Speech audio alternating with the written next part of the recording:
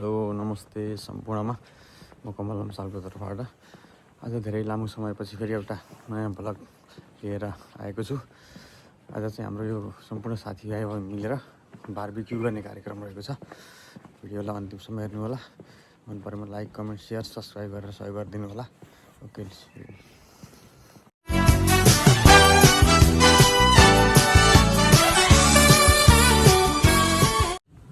आजको बारबिक्यू कार्यक्रम चाहिँ आकिकावा रिभर पार्क भन्ने ठाउँमा चाहिँ हुँदैछ। कस्तो रहेछ त्यहाँको ठाउँ अनि कस्तो हुन्छ माहौल, भिडियोलाई अन्तिमसम्म हेर्नु होला। हामी हाइजिमा भन्ने ठाउँमा आइयो। यहाँबाट चाहिँ हामी आकिकावा भन्ने स्टेसनतिर जाँदैछौँ। त्यहाँबाट बारबिक्यू स्थलमा पुग्छ हामी। जापानको पहाड देखियो यता गाउँ।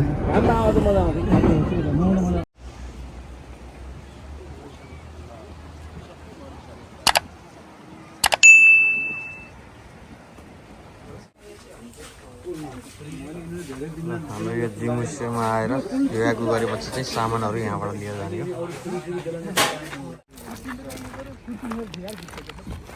यहाँ सब बारबिक्यू गर्ने ठाउँ रहेछ यो खोलाको छेउमा टेन्ट टाँगेर बारबिक्यू गर्ने।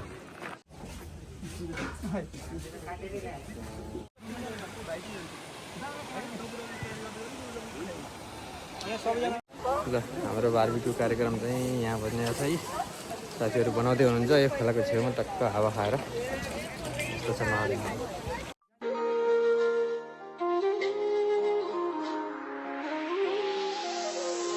मिले हो तुम हमको बड़े नसीबों से, चुराया है मैंने किस्मत की लकीरों से।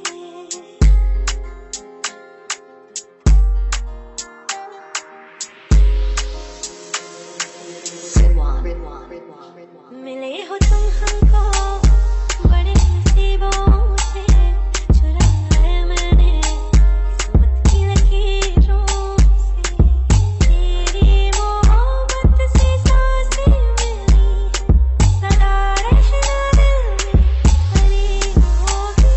मिले हो तुम हमको बड़े नसीबों से, चुराया है मैंने किस्मत की लकीरों से।